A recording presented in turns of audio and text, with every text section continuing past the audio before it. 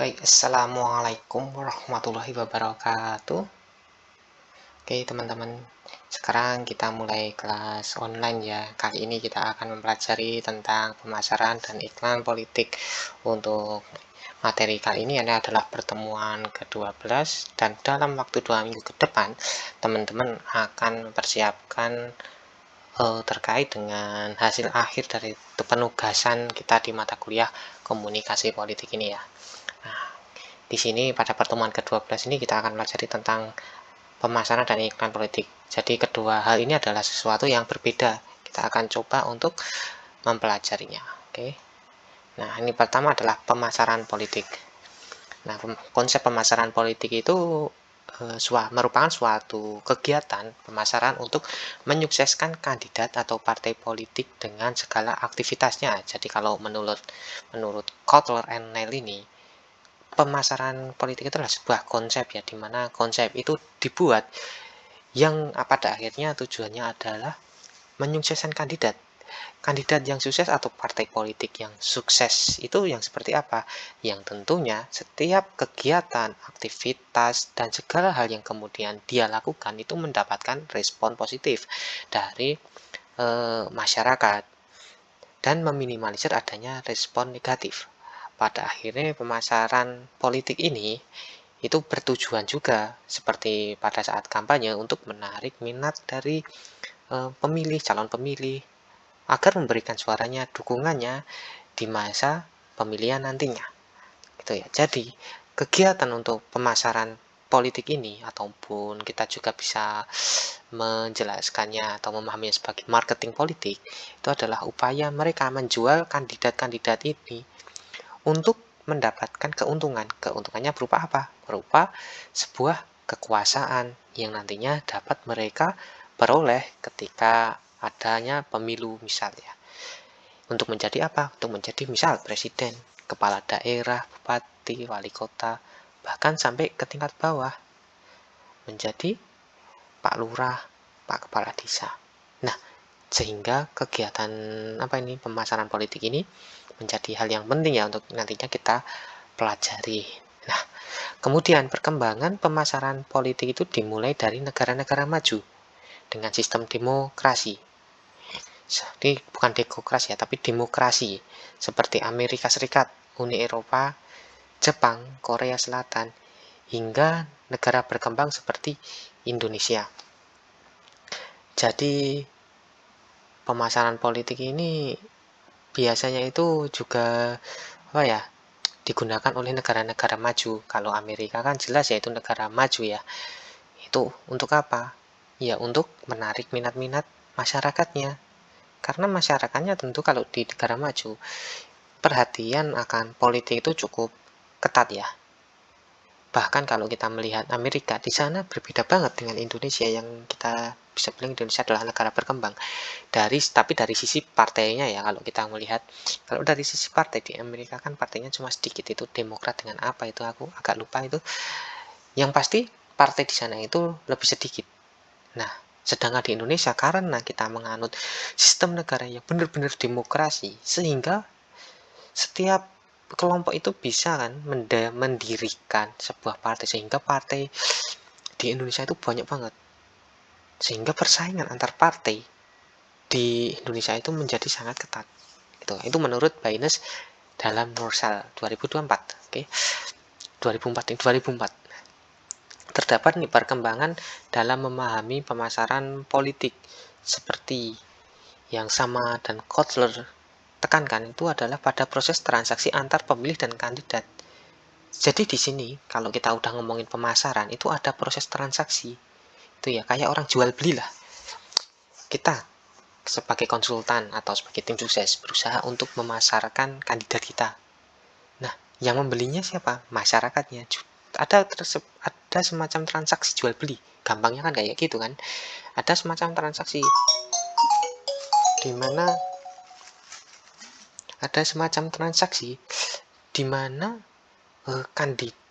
pemilih itu perlu membayar kandidat dengan cara memberikan suaranya agar kandidat itu juga mendapatkan keuntungan berupa menjadi seorang pemimpin.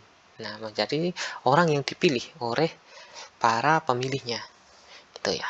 Nah, Locke and Harris tahun 1996 mengusulkan agar pihak pemasaran politik memperhatikan persoalan segmentasi dan positioning para kandidat atau partai. Jadi ada perkembangan dari masa ke masa itu, ada perkembangan lagi ya, ini dari pemahamannya sama dan Kotler. Kemudian di sini Locke and Harris ini mengusulkan kalau seorang profesional komunikator atau yang nantinya bisa kita sebut sebagai konsultan komunikasi dengan tim sukses, ketika ingin memasarkan persoalan ya, memasarkan persoalan politik semacam ini, baik dari kandidat ataupun partai, maka yang perlu diperhitungkan adalah segmentasinya. Ini tuh mau menyasar ke masyarakat yang seperti apa. Kemudian positioningnya juga dipertimbangkan. Masyarakat atau kandidat yang ingin kita usung ini, itu nantinya kita akan menempatkan dia di posisi ataupun branding yang seperti apa. Sehingga pada akhirnya terdapat nih perbedaan, terdapat diferensiasi antara kandidat yang kita usung dengan kandidat yang menjadi lawan kita. Oke. Nah, kita kemudian masuk ke komunikasi pemasaran politik. Tadi kan kita udah membahas sedikit tentang pemasaran politiknya. Sekarang kita kalau bahasanya kita tambah dengan komunikasi itu bagaimana? Nah, terdapat 3 komponen yang harus diperhatikan, dan khususnya dalam komunikasi pemasaran politik. Pertama ada produsen. Produsen adalah orang yang menciptakan pesan tersebut, orang yang memproduksi pesan politik tersebut, dan dia adalah orang yang atau pihak yang memiliki kepentingan dalam perpolitikan ini. Kedua adalah produknya. Produknya itu seperti apa yang kemudian diberikan atau dibangun, dikonstruksi. Entah itu nantinya produknya adalah berupa program-program yang kemudian dijual oleh produsen, ataupun janji-janji dan lain sebagainya. Itu terkait dengan produk. Dan yang terakhir adalah konsumen, calon pemilihnya, yang notabene dia adalah sasaran dari praktek komunikasi pemasaran politik ini. Terdapat persaingan dalam melakukan pemasaran politik ini, yang tentu persaingan ini muncul dikarenakan banyaknya kandidat, banyaknya partai politik yang mereka tujuannya itu sama, sama-sama ingin mendapatkan kekuasaan, sama-sama ingin memperoleh suara. Nah, sehingga persaingan kalau di Indonesia itu kan ketat banget ya antara beragam partai, dan mereka menempatkan dirinya itu dengan segmentasi dan posisi yang berbeda-beda. Nah, pada pemasaran politik, konten pesan biasanya berupa janji kandidat yang ditawarkan melalui berbagai macam rencana kebijakan. Dan ini kita selalu menemuinya ketika awal-awal pemilu. Kok bukan awal-awal pemilu, tapi menjelang pemilu. Saat mereka melakukan kampanye. Banyak banget nih ketika mereka beretorika ataupun kemudian mereka berpidato. Banyak janji-janji yang kemudian diucapkan. Baik, apalagi ketika debat presiden misal. Di sana kan ada perdebatan terhadap suatu topik ya, kalau kita melihat debat presiden. Nah, di situ ada kemudian janji-janji yang dimunculkan. Untuk apa? Untuk menarik minat konsumen, minat para pemilih. Nah, sehingga ketika melihat atau mendengarkan janji-janji tersebut, ya langsung, wah ini tuh calon presiden yang benar-benar mewakili saya. Kan harapannya seperti itu. Itu ya. Tapi ingat di materi sebelumnya bahwasanya kalau di media baru seperti saat ini, janji semacam ini itu nggak akan bisa menjadi janji-janji semata. Karena apa? Karena keikutsertaan masyarakat untuk memfollow up janji-janji tersebut itu cukup tinggi. Kalau saja presiden atau pemimpin kita itu kemudian ingkar janji, tentu kan dikejar terus sama sama masyarakat. Kalau sampai ingkar janji, ditagih di media sosial, ditagih di Twitter, muncul tagar, jadi ramai, sentimen negatif pun kemudian meningkat. Nah, itu yang kemudian dihindari, sehingga mau tidak mau ya pemimpin kita kepala daerah, presiden, dan lain sebagainya harus kerja keras benar-benar untuk menepati janji-janjinya, karena diikuti terus nih. Kayak contohnya Pak Anies Baswedan saja ketika janjinya katanya bisa menangani banjir. Setiap musim hujan mulai, wah itu kan langsung meningkat topik pembicaranya, terutama di media sosial, intensitasnya naik drastis. Kalau sampai penanganannya putus salah, langsung negatif. Nah, itulah bagaimana kemudian kepala daerah harus menyusun janji-janjinya, itu harus menyusun strategi untuk kemudian menepati janji-janji yang telah diucapkan. Tuh. Nah, pada pemasaran politik, media bisa berarti media massa atau perwakilan langsung ya. Jadi kalau dalam pemasaran politik ketika kita ngomong soal media, nah kita bisa ngomong soal media massanya, ataupun soal apa itu namanya, ataupun orang yang mewakili kita.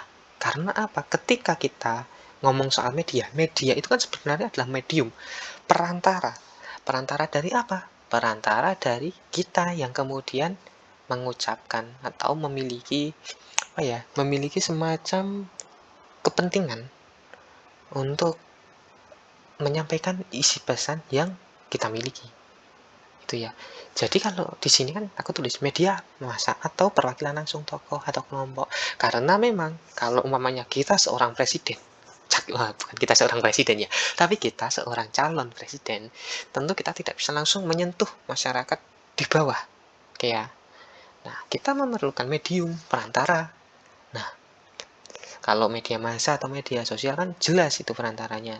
Tapi tidak menutup kemungkinan kita memerlukan perantara langsung ini. Nah, perantara langsung siapa? Umpamanya di desa kita ada seorang tokoh yang dari PDI atau PKB, di situ adalah tokoh besar. Nah, di situ dia adalah sebuah media perantara, seorang tokoh yang kemudian suaranya dapat didengar. Nah, ketika dia kemudian berorasi agar masyarakat memilih calon presiden tadi, otomatis kan itu adalah bentuk pemasaran politik. Ada komunikasi, ada pesannya yang kemudian mereka berusaha untuk sampaikan, gitu ya. Nah, pada pemasaran politik, strategi semacam ini ya, dikenal sebagai strategi push-pull atau pass political marketing. Jadi ada penekanan, kita didorong, kan? Didorong. Untuk apa? Untuk memilih calon kandidat, gitu loh. Pilihlah ini, pilihlah itu. Nah, kan seperti itu. Pada pemasaran politik juga, pihak yang dimaksud dengan khalayak adalah elektorat atau pemilih. Itu ya. Jadi khalayak itu adalah seorang pemilih dalam pemasaran politik. Nah, jadi kalau kita udah ngomongin komunikasi politik, udah ada kata khalayak. Nah, khalayak itu adalah pemilihnya, gitu ya. Udah bukan masyarakat yang kita tidak menganggap mereka masyarakat umum, tapi menganggap masyarakat sebagai pemilih, gitu. Oke, pemasaran politik adalah bagian dari komunikasi politik. Karena apa? Ada tindakan untuk ajakan persuasif, kemudian tadi pull and push tadi kan. Nah, sehingga ini adalah bagian dari komunikasi politik karena ada upaya untuk mempersuasif, mengajak masyarakat agar memilih kandidat yang bersangkutan. Pemasaran digunakan untuk konteks tujuan yang lebih sempit. Nah, gitu ya. Jadi konteks tujuan yang lebih sempit itu seperti apa sih? Ya seperti itu tadi. Kita tadinya kan kalau kita membahas tentang politik, tentu kan bahasanya banyak banget. Tapi ketika kita udah mengatakan pemasaran, otomatis kita udah ngomongin jual beli nih. Kita menjual produk. Itu ya, produknya apa? Produknya ya kandidat yang akan maju tadi itu. Oke. Jadi itu udah sempit banget konteks tujuannya. Tujuan kita apa? Ya menjual produk ini, menjual kandidat yang kita usung agar langsung dipilih, agar pesannya masuk. Nah, peran pemasaran politik tidak hanya sebatas mendapat suara pemilih saja, namun juga membangun loyalitas mereka. Jadi dari awal kita ngomongin agar suara pemilihnya itu kita bisa dapetin yang banyak, ya gitu kan contohnya. Tapi tidak hanya itu semata. Nah, kita juga perlu membangun loyalitas bagi mereka. Karena pemilihan itu tidak hanya terjadi sekali. Oke? Nah, tiap 5 tahun sekali akan ada pemilihan terus. Ketika mereka tidak loyal, di pemilihan berikutnya kan apa itu namanya, semacam kekuasaan kita kan akan hilang kalau mereka tidak loyal. Otomatis kalau kita ingin kekuasaan kita itu tetap kokoh, ya masyarakat ini dibuat loyal. Seperti itu ya. Jadi ada upaya untuk membangun loyalitas juga, dan ini yang penting karena kita akan menganggap masyarakat itu kalau bisa itu dari awal, dari dia itu menjadi pemilih yang masih awal-awal 18 tahun lah, 17 tahun lah gitu, dia akan memilih kita terus sampai kita itu tidak tidak ingin maju lagi dalam pemilihan. Nah kan gitu. Nah, yang diperlukan apa? Loyalitas. Beda kalau partai kan dia berdirinya itu bisa lebih dari 50 tahun, 100 tahun ya. Mungkin seperti itu. Nah, sehingga loyalitas ini akan terus dibangun dengan penempatan segmentasi, penempatan branding yang kuat. Nah, semacam itu. Komunikator politik harus mampu memenuhi kebutuhan khalayak sebagai konsumen mereka. Jadi, khalayak itu butuh apa? Komunikator politik. Dan juga profesional politik lah, profesional komunikator profesional itu ya, yang tim sukses ataupun konsultan politiknya itu harus paham, apalagi kan yang ada di depan layar nantinya harus paham kebutuhan khalayak itu apa, kebutuhan konsumen apa. Contohnya aja, sekarang ada isu tentang Gunung Semeru erupsi ya, otomatis yang dibutuhin khalayak apa, butuhin konsumen apa, bantuan makanan, bahan dasar, kebutuhan dasar untuk makan, untuk minum, pakaian, obat-obatan. Nah, sebagai seorang komunikator politik atau kandidat yang memang ingin meraih suara, manfaatkan hal ini untuk mendapatkan suara mereka, untuk mendapatkan simpati, perhatian mereka. Gitu loh. Oke. Nah, hal semacam ini yang perlu kita ketahui. Ketika awal COVID, yang mereka butuhkan apa? Karena ekonomi mereka kemudian anjlok, ya insentif gaji naik, bantuan sosial, bansos, BLT, bantuan langsung tunai, dan lain sebagainya. Dan itu sangat penting bagi mereka. Pada akhirnya kan apa yang mereka butuhkan itu sebenarnya adalah kemakmuran, kelayakan untuk hidup. Nah, hal ini yang kemudian perlu kita pahami. Apalagi kalau nantinya kita itu menjadi seorang konsultan. Dan ini bisa menjadi dasar kita untuk menganalisis berbagai situasi juga. Gitu ya. Nah, jika mereka mengecewakan khalayak, maka akan berdampak pada kandidat atau partai yang partai ya. Akan berdampak. Berdampaknya seperti apa? Ditinggalkan oleh pemilih. Jadi di sini adalah mereka yang mengecewakan khalayak itu adalah para kandidat partai. Jika mereka sampai mengecewakan khalayak, otomatis kan para kandidat atau partai ini akan langsung ditinggalkan oleh para pemilihnya. Itu ya. Jadi mempertahankan loyalitas itu hal yang sangat penting. Nah, ada cakupan dimensi ini, ada 3 cakupan dimensi dalam political marketing atau pemasaran politik. Yang pertama, pemasaran komersil atau konvensional, yang pastinya jual beli lah kayak biasa, aku jual kamu beli, itu ya pemasaran konvensional. Kemudian pemasaran sosial, udah ngaitin nih tentang kehidupan sosial, kita udah pakai perasaan untuk mengambil hati dari pemilih. Nah, kemudian masuklah ke pemasaran politik. Nah, ini adalah pengembangan dari pemasaran sosial tadi. Kita udah masuk ke masyarakat, mengambil hati masyarakat agar memperhatikan kita, memilih kita. Nah, kemudian pada akhirnya itu adalah untuk kepentingan kita, agar mereka itu selalu memilih kita, kita mendapatkan suara. Nah, seperti itu ya. Jadi ada pemasaran komersilnya itu kelihatan kan dari situ keuntungannya, sosialnya, perasaannya, simpatinya. Nah, semacam itu. Pemasaran politik melahirkan pengelolaan politik secara profesional sebagai sebuah industri, gitu ya. Jadi pemasaran politik itu seakan melahirkan pengelolaan politik. Itu pengelolaan politik kemudian tidak dilihat lagi sebagai sesuatu yang hanya hanya urusan sepele, tapi kan ini urusan yang benar-benar penting. Nah, urusan yang benar-benar penting sehingga melibatkan seorang profesional komunikator politik untuk apa? Membangun wacana, membangun kesan, membangun sentimen yang tentunya baik untuk kandidat ataupun baik untuk partai.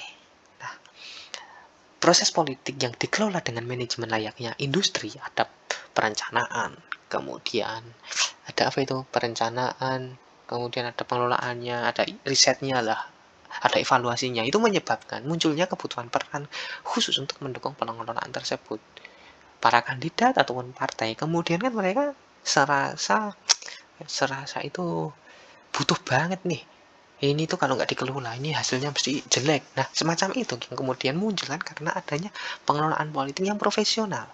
Kita yakin kalau Pak Prabowo di masa itu bisa mewakili umat Islam itu karena ada pengelolaannya, manajemennya layaknya industri kan. Itu meskipun pada akhirnya kan masih kalah ya dengan Pak Jokowi, tapi itu ada pengelolaannya.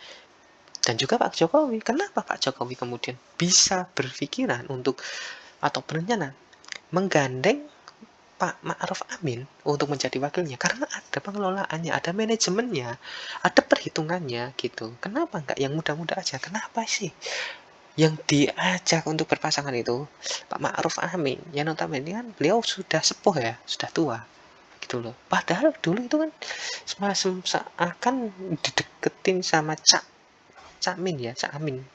Imin. Nah, itu kan. Yang dia itu juga seorang tokoh di PKB, tapi tetap aja kan untuk mendapatkan suara yang kuat, untuk menaikkan atau membangun sebuah wacana Islam, maka yang diajak Pak Jokowi itu adalah orang yang kemudian dianggap sebagai ulama. Karena di masa pemilihannya itu, ulama itu begitu penting. Apalagi kan kita juga lihat Prabowo itu kedekatan dengan ulamanya itu juga besar. Ya. Itu diberitakan, digembur-gemburkan dalam media. Nah, semacam itu. Konsultan pemasaran politik melakukan pekerjaannya sebagaimana konsultan dalam bidang lainnya. Banyak kan konsultan di bidang lain, konsultan hukum. Kemudian apa lagi ya? Ya, pokoknya konsultan lain lah. Ya, konsultan komunikasi juga ada, konsultan media ada. Nah, ini kan konsultan pemasaran politik itu juga ada kan? Ya, semacam itu. Gitu. Jadi mereka berusaha untuk menjadi seorang yang profesional di bidangnya. Nah, hal yang membedakan adalah peristiwa dan isu yang diusung. Artinya apa? Kalau konsultan pemasaran politik, mereka kan tentu yang diusung adalah isu tentang perpolitikan. Kalau konsultan hukum kan tentang hukum-hukum gitu ya. Kalau politik, peristiwanya apa? Isu politiknya apa? Yang itu yang kemudian dikembangkan untuk membangun wacana kan, untuk membuat kandidatnya itu menjadi terpandang, menjadi memiliki sentimen yang positif gitu ya. Kemajuan perkembangan teknologi di bidang media memunculkan alat baru untuk melakukan komunikasi persuasif. Contohnya adalah Twitter, Facebook, Instagram. Nah, ini kan adalah media-media sosial yang paling banyak digunakan oleh masyarakat saat ini, terutama yang kaum-kaum muda. Nah, ini 3 alat ini adalah alat yang kemudian benar-benar dipelajari oleh konsultan komunikasi, konsultan politik, tim komunikasi, tim sukses untuk menarik minat atau mempersuasi masyarakat agar memilih kandidat yang diusung. Teknologi semacam ini kan kuat, tidak hanya menjadi semacam teknologi komunikasi massa saja, tapi bisa sekaligus menjadi semacam teknologi yang di sini itu membuat kita merasa memiliki kedekatan dengan kandidat. Itu. Jadi semacam ada nih, gara-gara media sosial, ada semacam suatu proses interpersonalnya. Kalau kita pemilih komentari, kemudian dibalas komentarnya, nah di situ terbangun sebuah efek sosial, ada perasaan kedekatan gitu. Nah, hal ini dapat memberikan efek pesan yang lebih powerful dengan kedekatan tadi. Maka yang terjadi apa? Kita menjadi merasa seneng lah, wah aku diperhatiin gitu kan. Nah, efeknya pun kuat, langsung lah kena kita karena adanya itu. Kalau mereka salah, kita kritik, kita beri saran, mereka berterima kasih, kemudian balasannya itu sopan, wah kita kemudian kan memiliki simpati, wah berarti ini enak nih, partai ini memiliki bis terbuka, namanya gitu. Nah, namun konsultan pemasaran politik sering disalahkan. Nah kan gini beratnya, kita sebagai konsultan kemudian langsung disalahkan juga karena dianggap lebih menjual produk. Nah, dibanding ide-ide dan atau program politik. Nah, oleh sebab itu biasanya seorang konsultan, tim konsultan itu tidak hanya lagi menjual produk-produk saja ya, ataupun temuan-temuan aja. Tapi di situ kita biasanya di praktek lapangan ya, seperti yang saya jalankan itu juga kita itu memberikan hasil rekomendasi, saran-saran dari analisis yang sudah kita lakukan. Jadi ide-ide program politik itu kita kemudian kalau emang itu diminta ataupun itu kita bekerja untuk memberikan itu juga, kita juga bisa memberikannya. Jadi tidak hanya kemudian saat ini ya, karena ada persaingan pasar juga, tidak hanya kita kemudian menjual produk-produk hasil analisis atau data-data aja, tapi ide-ide yang kemudian kita berikan, kita kasihkan gitu juga turut kita jual gitu. Itu di konsultan komunikasinya. Bruce Newman 1994 menyatakan ada 3 elemen penting dalam pemasaran kampanye. Itu dalam pemasaran politik lah. Yang pertama adalah klasifikasi pemilih. Kita perlu mengklasifikasikan pemilihnya dulu, mengklaster-klasterkan sebenarnya pemilihnya itu dari mana aja, bagaimana kepentingannya, kebutuhannya apa. Nah, itu perlu diperhitungkan. Kemudian kedua adalah positioning kandidat. Jadi kandidat kita itu positioningnya itu seperti apa, dia itu dikenal sebagai apa, brandnya itu seperti apa. Kita juga perlu mempertimbangkannya atau membentuknya. Yang ketiga adalah formulasi strategi dan implementasinya. Kita perlu membuat formulasi dari strategi dan implementasi. Artinya apa? Strateginya itu perlu kita buat, perlu kita kembangkan, perlu kita rapatkan. Nah, kemudian setelah dapat, kita akan mengimplementasikannya itu bagaimana. Itu perlu perencanaan yang cukup matang. Oke. Nah, proses komunikasi politik dapat menggunakan 4P bauran pemasaran. Nah, yang pertama produknya apa yang kita pasarkan kan? Ya tadi janji-janji misalnya, pesan-pesannya apa, promosinya bagaimana kita menyampaikan pesannya itu tadi agar terjual. Melalui kegiatan-kegiatan sosial, misal melalui acara televisi, melalui retorika. Nah, harganya seperti apa, suara yang kalau harga itu price itu bisa kita ngomong ke suara gitu kan, suara yang udah didapatkan. Atau bisa juga kita ngomong tentang biaya untuk iklan kalau kita sebagai kan, biaya untuk marketing memasarkan kalau kita sebagai konsultannya, tim yang memasarkannya ataupun tim suksesnya itu bisa. Kalau dari pihak konsumennya ya bisa aja soal suaranya yang bisa kita perhitungkan, penempatannya di mana, kita mau ngasih komunikasi politik ini ataupun memasarkan kepentingan politik yang akan kita usung ini itu di mana, geografisnya seperti apa, itu menjadi pertimbangan karena setiap lokasi akan memiliki kultur yang berbeda-beda ya. Nah, itu perlu kita analisa juga begitu kan.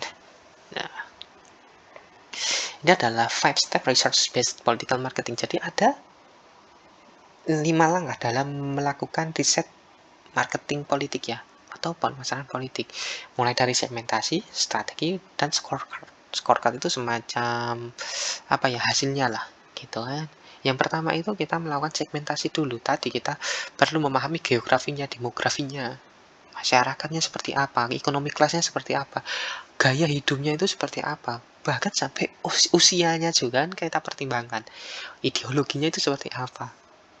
Nah, sehingga kita akan menempatkan segmentasi yang khusus itu loh. Ini penting. Yang kemudian segmentasi ini akan kita gunakan untuk membangun strategi. Nah, mulai dari positioningnya. Jadi kita itu akan membangun posisi itu seperti apa. Kandidat kita akan dikenal yang seperti apa kan? Point of parity, point of view, point of diferensiasi, perbedaannya dengan kandidat lain. Gitu kan. Kemudian membangun brand. Identitasnya seperti apa yang ingin kita tunjukkan kepada konsumen, pemilih, karakternya, tagline-nya. Nah, kan ini perlu benar-benar kita bangun strateginya secara matang. Nah, kemudian keempat campaign. Kampanyekan brand itu, kampanyekan posisinya. Yang kemudian kampanye ini ditujukan kepada segmentasi kita tadi. Sebenarnya ini pesan ini itu untuk siapa? Anak muda kah? Orang tua kah? Atau orang-orang dewasa yang kelas sosialnya seperti apa, misal seperti itu, atau gaya hidupnya seperti apa. Oke.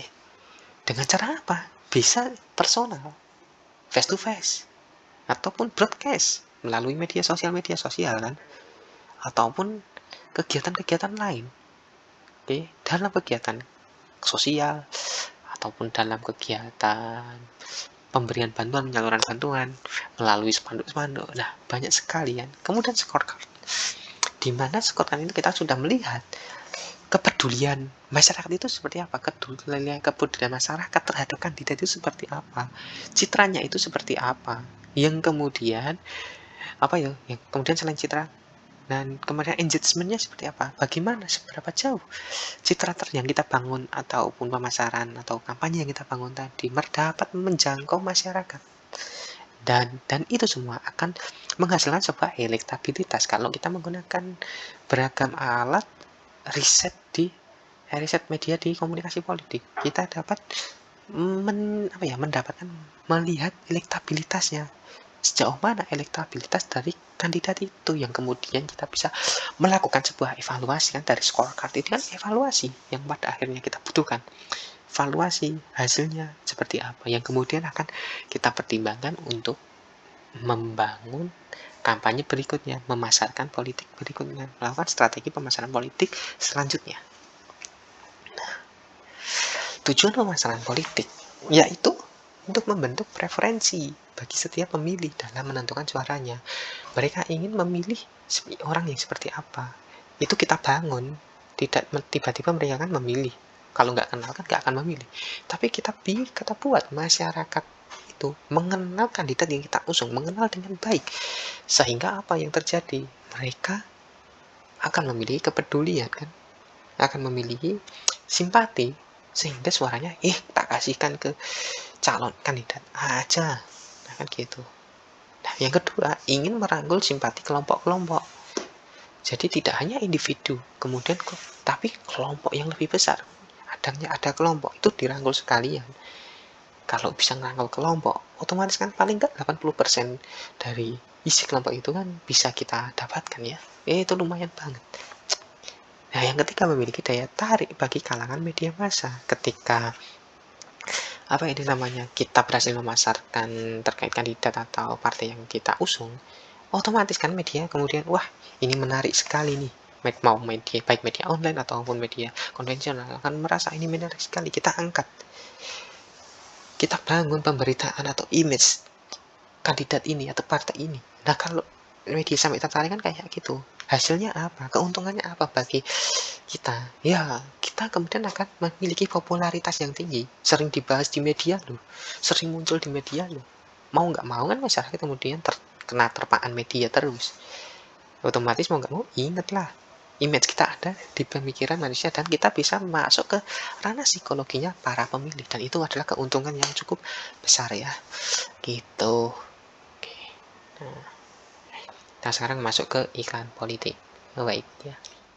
Nah, sekarang kita masuk ke bagian iklan politik, ya kan. Jadi kalau di awal tadi kan kita ngomongin tentang pemasaran politiknya. Nah, sekarang kita masuk ke iklan politiknya.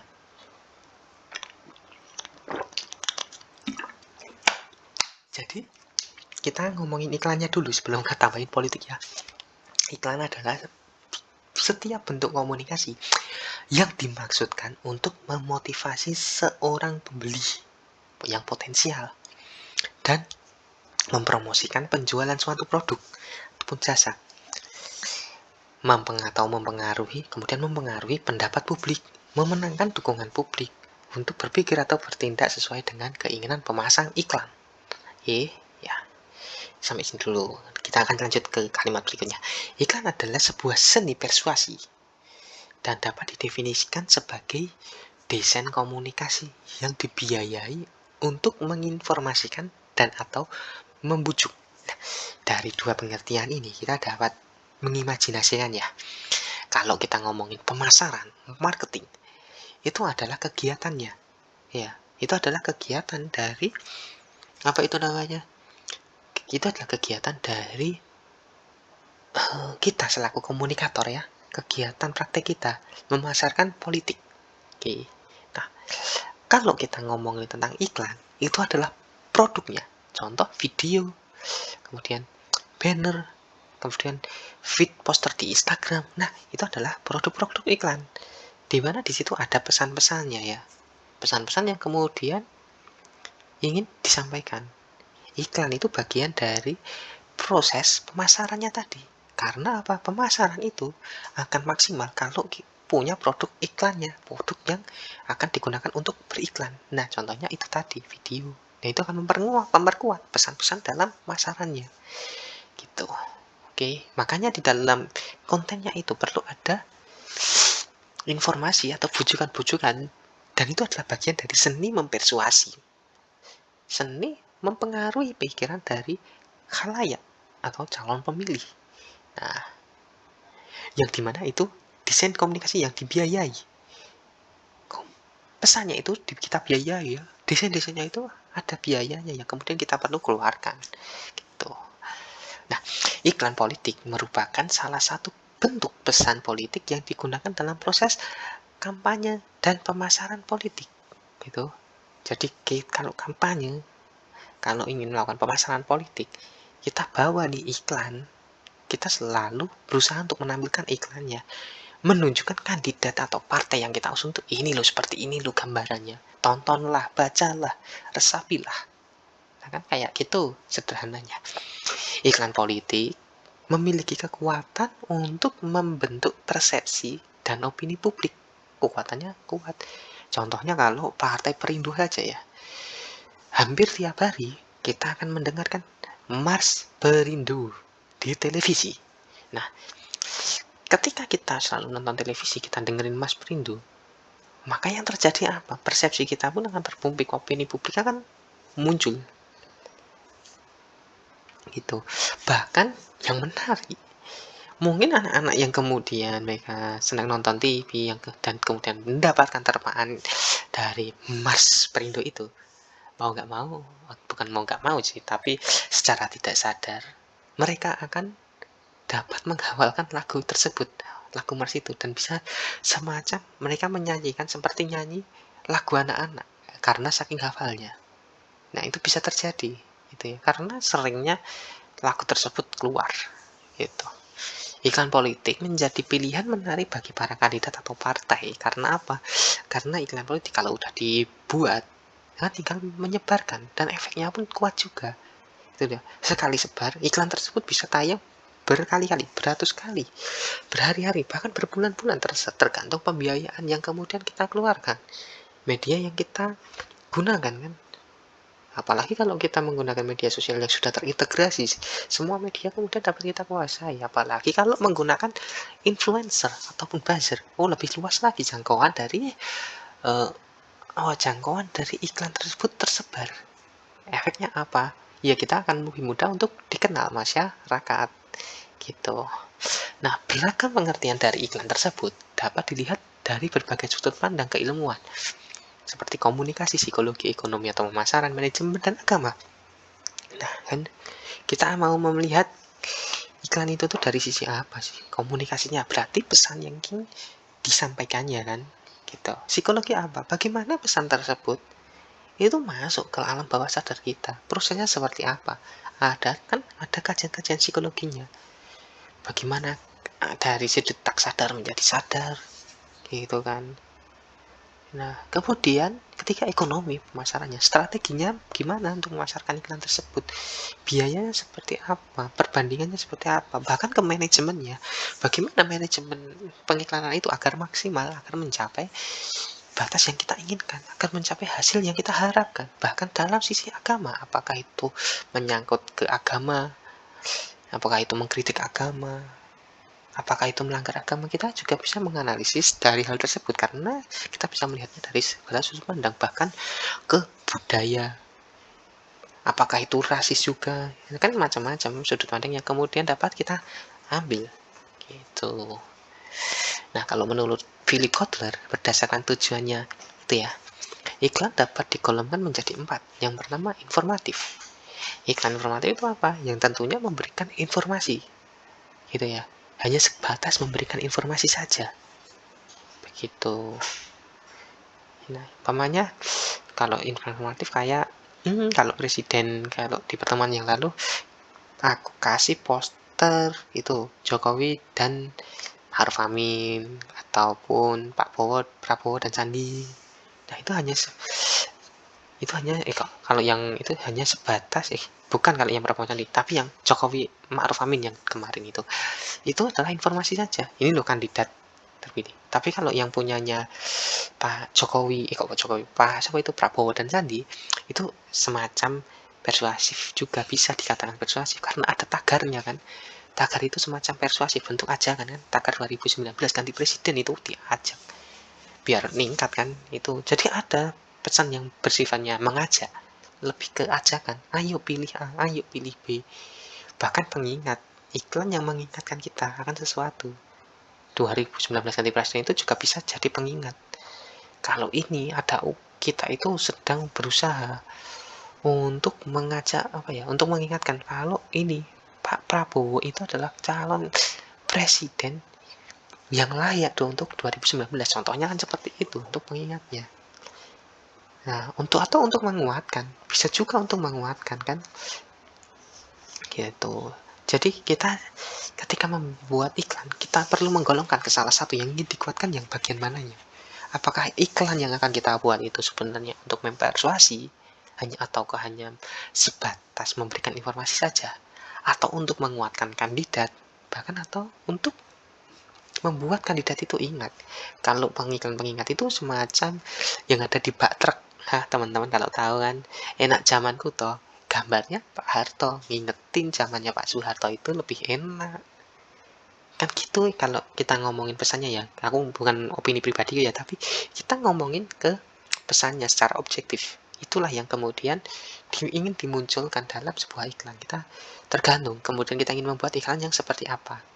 Kita di-hire, kita sebagai konsultan komunikasi seumpamanya atau orang yang membuat konten, kita juga perlu mempertimbangkan hal ini, perlu membicarakan kepada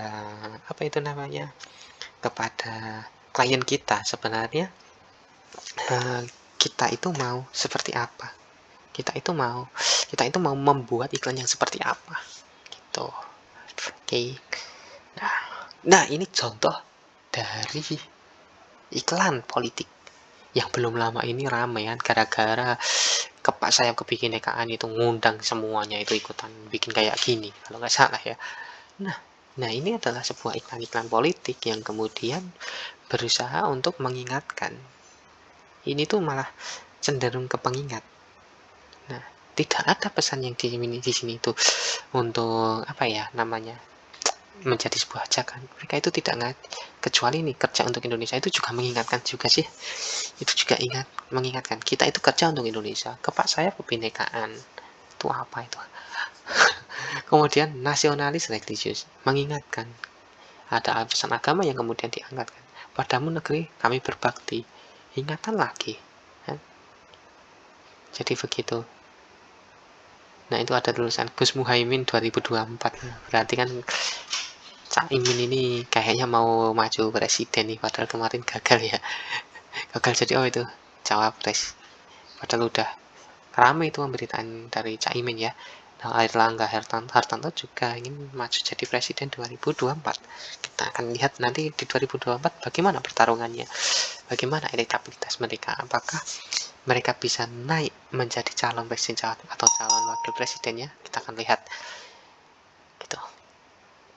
Nah, ada 9 tahapan proses yang berkaitan dengan pembuatan hingga penyiaran iklan. Kita akan membahasnya ke-9-9-nya ya.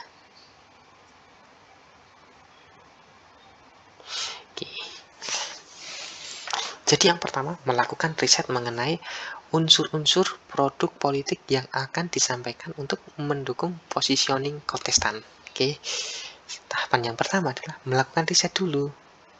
Oke, unsur-unsur produk politiknya apa yang akan kita buat, yang akan terjadi, yang ada di lapangan itu seperti apa. Kita riset dulu. Seperti tadi ya, alurnya tadi. Ada segmentasi, kita perlu mengetahui juga kan itu semua. Untuk apa? Agar mudah kita itu menempatkan kandidat kita itu untuk kita bangun atau kita tempatkan pada posisi yang seperti apa. Agar kelihatan nih diferensiasinya. Jangan sampai menyamai kandidat yang lain. Karena kalau kita berusaha untuk menyamai kandidat yang lain, jika kandidat lawan kita itu udah terlanjur kuat positioningnya, kita akan susah untuk menyalipnya. Gitu. Langkah yang paling mudah apa? Membuat diferensiasi, membuat posisi yang baru, positioningnya baru, penempatannya. Nah, itu yang pertama. Yang kedua, membuat komitmen pembelian ruang dan atau waktu terhadap media-media yang dipilih. Udah nyewa kan, ataupun udah kerjasama dengan media. Itu untuk apa? Ya, untuk apa itu namanya? Untuk meningkatkan popularitas dari kandidat agar media itu terus memberikan berita-berita yang positif. Tidak dapat dipungkiri bahwasanya ketika kandidat itu diberitakan yang positif itu terdapat kerjasama juga dengan media gitu kan. Jadi ketika ada yang negatif, tidak semua media itu akan memberitakannya. Untuk menangkal hal semacam ini, tentu ada batasan-batasan. Kita tidak bisa mengeluarkan biaya untuk semua media. Itu kita perlu kalau kita sebagai komunikator politik yang profesional, kita perlu menyadarinya. Akan ada portal berita A, B, C, D yang kemudian itu kita bikin MOU. Ada pula yang IGHF atau lain sebagainya lah, yang kemudian itu tidak kita bikin MOU. Nah, media yang kita MOU kan ini tadi itu memiliki kemungkinan dia tidak akan memberitakan negatif tentang kita. Meskipun wartawannya kemudian berusaha memberitakan hal yang negatif, kemungkinan redaksinya akan mengkat langsung gitu, ataupun bisa juga redaksinya itu kemudian mengatur di bawah, mengatur catatan jangan memberitakan kandidat ini terkait negatifnya, bisa semacam itu. Dan ini perlu kita maklumi dalam persaingan media ya gitu. Tapi ada juga media yang kemudian mereka tidak menjalin hal semacam ini. Baik ya diberitakan baik, buruk beritakan buruk, bebas saja. Nah, biasanya media yang seperti ini mereka mendapatkan pendanaan gitu ya. Suntikan dana itu tidak dari pemerintah. Ada lembaga-lembaga lain yang kemudian menyokong kehidupan atau perekonomian dari media tersebut. Itu bisa saja terjadi. Nah, ketika mengembangkan konsep kreatif iklan yang meliputi desain pesan, penggunaan talent, visual kunci, suara kunci, dan berbagai aspek kreatif lainnya. Nah, ide kreatif dalam pembuatan iklan pada akhirnya kan kita perlukan ya. Nah, kayak teman-teman kalau ada yang ngambil mata kuliah produksi iklan ya, kalau masih ada di kurikulum baru ini, di situ teman-teman akan belajar bagaimana sih membuat konsep kreatif dalam sebuah iklan. Desainnya bagaimana, pembuatan videonya bagaimana, kita memilih talentnya juga bagaimana, visualnya itu gimana. Ada visual kunci kan di dalamnya, yang itu menjadi, kalau kita ngomongin grafik ya, itu yang akan menentukan titik atau segmen, itu akan menentukan bagaimana nanti pesan akan muncul, akan kuat gitu ya. Suara kunci artinya apa? Nah, suara kunci sendiri, kalau suara kunci itu terkait dengan, bisa aja kita artikan sebagai suara omongan dalam video itu umpamanya. Pesan-pesan yang disampaikan kan sama gitu kan. Dan berbagai aspek kreatif itu kan banyak banget aspek kreatif yang kemudian kita perlu pertimbangkan. Warna pun juga, visual warna. Nah, warna juga perlu kita pertimbangkan. Dominasi ataupun warna andalannya partai atau kandidat itu apa. Begitu, oke. Nah, kemudian yang keempat, memproduksi iklan dengan beberapa varian. Jadi kalau kita memproduksi iklan, tentu nggak cuma satu aja ya, karena pesannya akan berbeda-beda, segmentasinya kita berbeda-beda. Tapi kita juga membentuk beberapa varian juga, gitu. Agar apa? Agar kita dapat mempertimbangkan mana yang lebih optimal atau maksimal ketika ini nanti disebar, ataupun kita bisa menyebarkan dua-duanya. Yang nantinya kalau kita sebarkan semuanya, kita dapat menganalisis hasilnya itu seperti apa. Kita evaluasi untuk membangun perencanaan ke depan gitu. kelima, menguji respon para pembaca atau pemirsa terhadap iklan yang telah diproduksi tersebut melalui suatu riset. Respon mereka seperti apa? Apakah mereka tertarik? Apakah mereka terpengaruh? Atau malah iklan tersebut hanya diajukan saja? Nah, itu perlu kita kemudian pertimbangkan ya. Begitu, kita perlu melihat, kita perlu riset, dan nantinya akan kita evaluasi. Karena menyempurnakan hasil produksi sesuai dengan masukan dan dari hasil uji respon dari responden. Ketika udah kita sebarkan iklannya, kita buzz iklannya, kita sebarkan luaskan kan, kita broadcast kan, kita kemudian mendapatkan masukan, mendapatkan respon, entah itu di media sosial dan media-media lainnya. Nah, dari uji respon tersebut kita kemudian dapat membuat iklan yang lebih baik lagi ya, kayak gitu. Nah, ketujuh, meluncurkan iklan dengan sebuah konferensi pers, itu juga bisa kita lakukan. Dimana dengan iklan semacam ini yang kita kemudian naikkan melalui konferensi pers, itu merupakan gaung komunikasinya lebih luas. Kalau konferensi pers itu kan berarti media-media akan menyiarkan. Kalau media menyiarkan iklan yang baik-baik, ya udah itu kan bagus banget. Kita tidak hanya mengandalkan media-media yang udah kita pilih secara secara personal saja. Ketika media juga ikut menyebarkan, pembacanya kan jagatan ya, luas banget itu. Apalagi kalau sampai Tribun, wah, sampai mana-mana kan. Apalagi Tribun kan logikanya mirip logika seperti logika Google, begitu ya. Jadi perluasannya besar, apalagi dia ada di ranking 5 besar Alexa. Apalagi Yukizon tuh, itu emang media-media yang benar-benar kayak monster itu, gitu. Nah, kemudian menyiarkan iklan disiarkan, dan hasilnya kita akan menganalisisnya. Dengan analisis semacam ini, maka kita berharap iklan tersebut itu maksimal. Kalau ada kekurangan, kita dapat ke depan itu kita dapat mengevaluasinya. Nah, semacam itu ya. Oke. Nah, kegunaan dari iklan politik. Sekarang kita masuk ke kegunaan dari iklan politik. Di sini saya membaginya menjadi 6. Oke.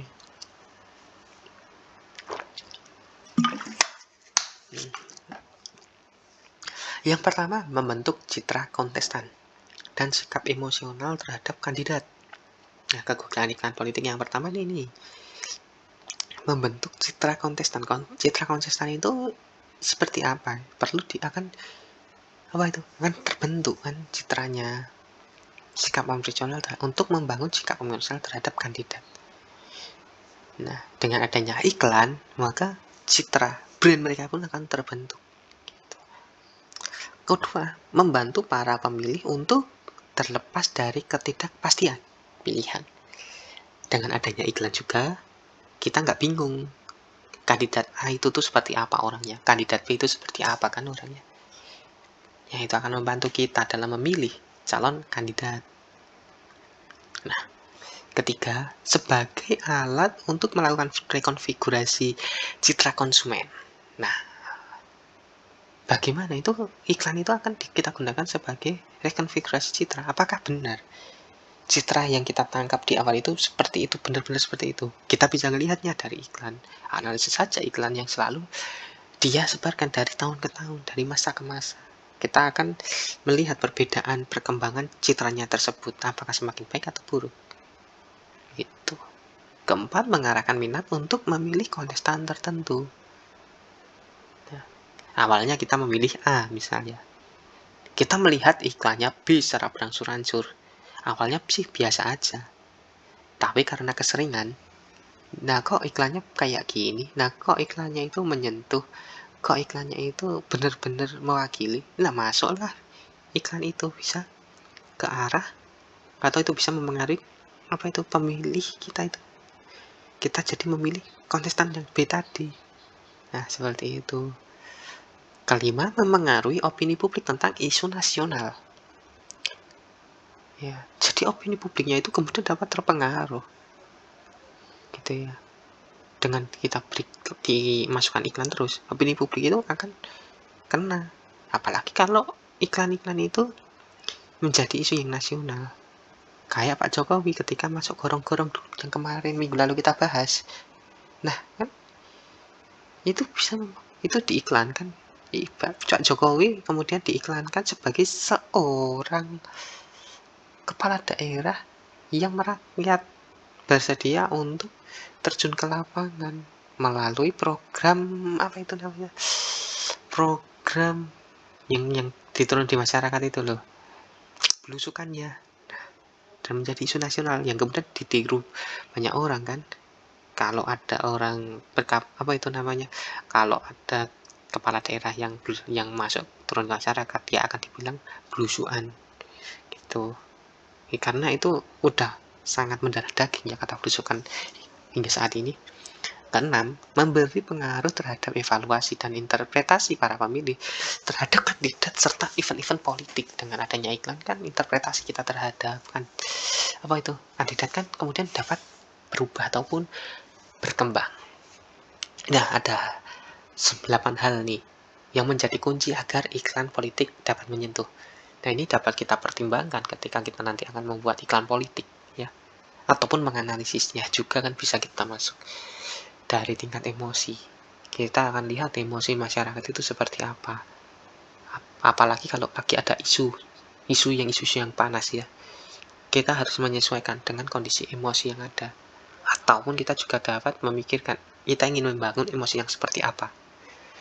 Apa emosi yang ingin kita bangun? Misalnya Pak Prabowo kemarin ingin membangun emosi yang membara-bara. Sehingga iklannya pun harus kerasan. Atau membangun empati. Seperti kalau kita terjun ke lapangan, kita peduli dengan masyarakat, empati lah yang kan naik gitu. Obsesinya seperti apa, kita berapa perlu mempertimbangkan obsesi dari masyarakat yang akan kita sentuh. Impiannya apa, mimpi, kita membawa mimpi dari masyarakat yang di kelas apa, tatarannya seperti apa gitu, demografinya di mana ya kan. Nah, semua itu memiliki mimpi yang berbeda-beda. Kita perlu membuatnya itu agar kena semua. Dan itu adalah PR yang cukup keras ya kalau bagi seorang pembuat atau produsen iklan politik. Kecerdasannya sebagaimana. Jangan membuat iklan yang membuat masyarakat itu pikir keras. Buat iklan yang sederhana, yang ketika masyarakat baca langsung yes, dapat gitu. Nah, kemudian yang keenam, moral. Nah, moralnya itu gimana? Ya kan? Itu 7, realitas. Nah, kita perlu melihat realitas dari yang ada di masyarakat. Gitu. Yang terakhir, 8, tenderness ataupun sikap kasih atau perhatian. Jadi perhatian yang ingin ditunjukkan, yang ingin dikeluarkan. Nah, jadi begitu. Pada akhirnya, tujuan iklan adalah untuk memengaruhi dukungan publik. Tapi hal ini tidak sepenuhnya benar. Gitu. Tujuan iklan itu tidak hanya memanfaatkan. Iklan bukan hanya untuk mengaruhi publik, namun apa? Menguatkan pendirian mereka sebagai pemilih yang memiliki ikatan tradisional tertentu dengan kandidat pilihannya. Ada sebuah ikatan dari masa lalu, dari budaya kita, dari apa yang kita yakini. Semisal kita yakin Islam itu kuat, Islam itu harus memimpin ya, sampai sekarang kan pemimpin negara menjadi harus Islam semua kan pada akhirnya. Dan ini terus dijaga melalui iklan juga gitu. Jadi tidak hanya berupa mencari atau mengalukan publik saja, tapi pendirian mereka itu harus kuat. Loyalitas yang kemudian ingin kita bangun melalui iklan agar mereka selalu ingat tentang kita sebagai calon kandidat. Nah, gitu. Nah, yang terakhir, materi terakhir ini tentang buzzer sebagai alternatif iklan politik. Nah, jadi kalau sebelumnya kita mempelajarinya itu iklan kan konten-kontennya ya. Tapi saat di media sekarang ini, buzzer itu jadi sebuah karir yang di situ itu cukup menantang ya, cukup ramai juga ya. Ada buzzer RP, buzzer yang dibayar. Nah kan, karena memang buzzer ini pengaruhnya itu sangat kuat.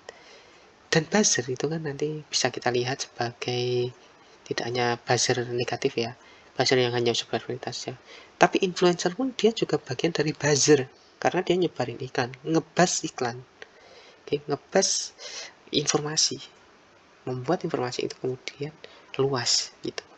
Bila ingin memanfaatkan secara maksimal uang dan investasi dalam menggunakan buzzer, maka kita perlu mengubah cara pandang dan berpikir kita dalam beriklan. Biasanya kalau kita ngomong influencer dulu, kita ngomong influencer, biasanya kalau kita beriklan, kita akan melihat apa ini namanya, followers dari influencer itu gitu. Padahal sebenarnya followers itu kan juga bisa beli ya, tapi kita akan melihat itu. Tapi kalau kita kemudian ingin memaksimalkan kemampuan dari buzzer, kita jangan sekedar melihat follower. Memang follower itu penting, tapi kita jangan mikir kita itu bayar buat follower itu kan. But we must to have kita harus memiliki pikiran, kita harus berpikir untuk membayar impression mereka. Seberapa banyak iklan tersebut itu kemudian disaksikan. Percuma kan kalau follower banyak tapi impressionnya rendah. Mending followernya pas-pasan tapi impressionnya tinggi. Followernya 15.000 tapi yang nonton cuma 1.000, 3.000, 5.000. Mending followersnya 7.000 tapi yang nonton 6.000-an gitu kan, impresinya tinggi. Itu yang paling penting dalam beriklan menggunakan influencer ataupun buzzer itu. Karena dengan impresi yang tinggi, awareness, kepedulian itu kita bisa mendapatkannya. Kan istilah lain dari buzzer adalah influencer. Semua orang pun bisa menjadi buzzer. Kita itu bisa jadi buzzer. Iseng-iseng lah kalau teman-teman mau latihan buzzer ya. Karena teknik buzzer itu lumayan juga kan. Tapi jadilah ketika kalian nanti mau jadi buzzer, jadilah buzzer yang positif. Memiliki sopan santun yang tinggi. Kita kan dari instansi Islam ya, cuma paling enggak kita ketika kita berkarir itu janganlah berkarir ke hal yang negatif. Membuat konten itu buatlah yang positif, bermanfaat. Melakukan kritik atau menyerang pihak lain, gunakanlah bahasa yang sopan dan santun. Mengkritik itu tidak harus menggunakan kata-kata kasar kan. Bisa kita menggunakan beragam cara yang di situ kita bisa memperlihatkan kesopan santunan kita gitu. Dengan begitu kita juga akan mendapatkan berkah dari kerjaan yang kita lakukan. Kekuatan para buzzer terbilang sangat ampuh dalam membentuk opini publik, karena dengan adanya buzzer maka pesan ataupun isu itu dapat naik dengan cepat, dapat langsung kena. Apalagi kalau di Twitter kan, buzzer itu kan penting banget. Kalau bisa sampai trending, wah langsung pengguna Twitter itu ngelihat semua gitu. Dalam praktek iklan politik, penggunaan influencer ataupun buzzer, terkadang ada manipulasi yang dilakukan untuk membuat publik menjadi yakin. Ada manipulasi ini yang kemudian mereka upayakan. Pesan-pesannya itu dibuat lebih dramatis. Yang penting apa? Publik yakin dengan kita yang kita sebar. Perlu strategi semacam ini untuk melakukannya. Nah, tingkat keberhasilan iklan melalui buzzer tergolong tinggi juga karena targetnya adalah khalayak yang sadar.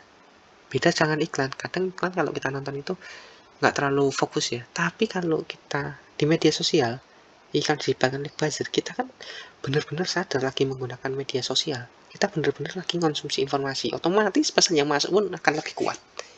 Gitu. Nah, bagian terakhir nih, kita ini ada satu metode riset yang dapat digunakan untuk memahami sebuah iklan, konten iklan khususnya ya, bukan masuk ke konsumennya ataupun produsennya, tapi kontennya.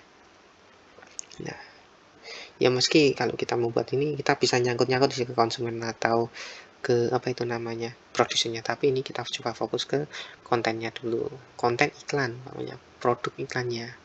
Salah satu teorinya adalah bukan teori, salah satu metode yang bisa digunakan adalah semiotika. Oke. Jadi dalam gambaran ini kita ngelihat nih, kita baca dulu ya. Sebuah tanda adalah sesuatu yang bagi seseorang mewakili sesuatu yang lain dalam beberapa hal atau kapasitas. Oke, dipahami dulu. Sesuatu yang lain itu dinamakan interpretan, tafsir. Dari tanda yang pertama, objek. Ya, tanda yang pertama objek diartikan menjadi interpretan, kita menafsirkan. Dan pada gilirannya mengacu pada objek, kan? Oke, dengan demikian tanda representamen ya, oke, memiliki relasi triadik langsung dengan interpretan dan objeknya. Proses ini disebut juga signifikasi. Oke, kita coba praktek. Ini adalah salah satu cara untuk menganalisis sebuah atau melakukan penelitian dengan menggunakan metode semiotika. Charles Sanders Peirce ya, triadik, model triadik. Jadi ada banyak nih. Ada beberapa metode semiotika itu. Yang pertama Charles Sanders Peirce. Yang pertama itu bukan Charles Sanders Peirce, ini kedua kalau menurut pandangan saya. Sebelumnya itu ada Ferdinand de Saussure, kemudian ada Charles Sanders Peirce, dan ada juga Roland Barthes. Nah, kita yang bagian Charles Sanders Peirce. Ada bentuk segitiga, makanya dinamakan triadik, tiga titik. Nah, kita itu umpamanya teman-teman sekarang ada di sebuah ruangan, oke, ada di sebuah ruangan, teman-teman nonton video ini menggunakan HP, maka objek yang teman-teman lihat adalah smartphone, ya kan? Smartphone ya. Smartphone adalah objek. Seperti di sini kita, kalau di gambarku adalah pohonnya. Kita ambil smartphone adalah objek. Kemudian tafsir. Semua orang itu bisa melakukan tafsir terhadap objek itu. Oke ya. Kita tutup mata. Objeknya adalah apa itu namanya? Smartphone. Nah, ketika kita menutup mata, kita akan menafsirkannya sebagai bayangan sebuah gambar smartphone. Oke kan? Nah, gambar interpretan kita itu bisa masuk gitu ya, interpretan smartphone. Nah, representasinya apa?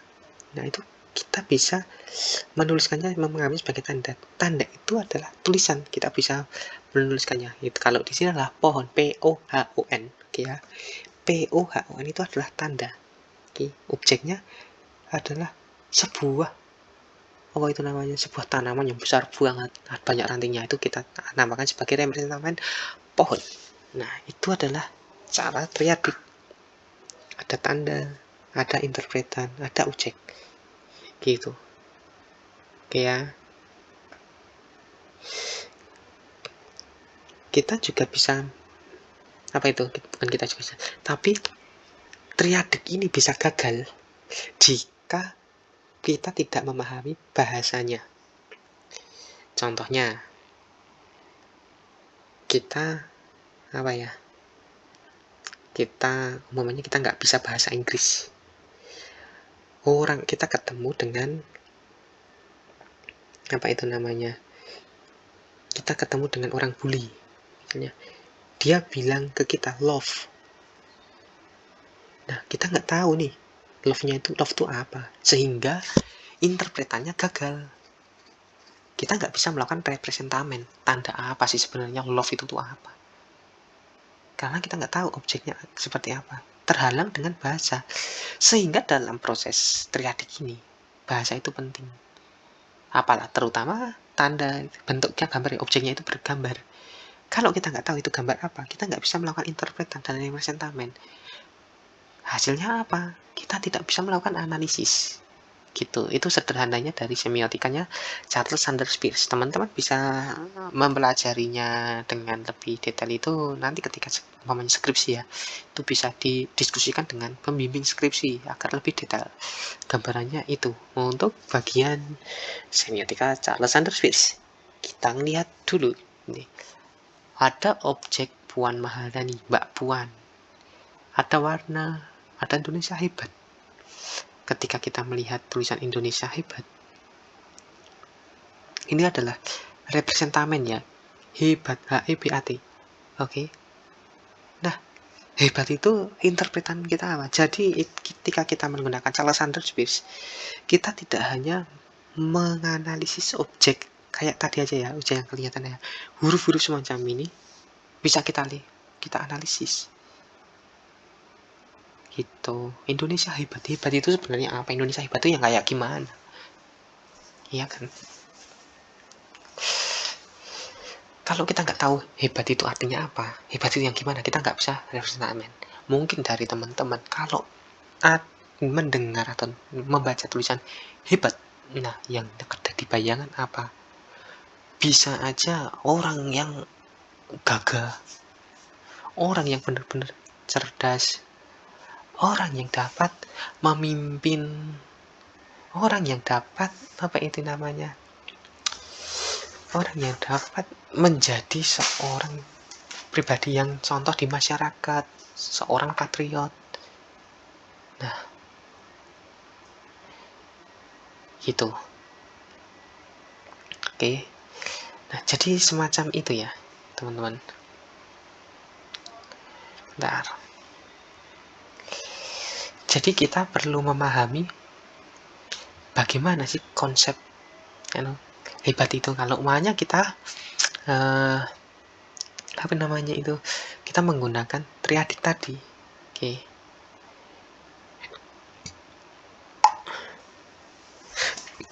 Jadi gitu.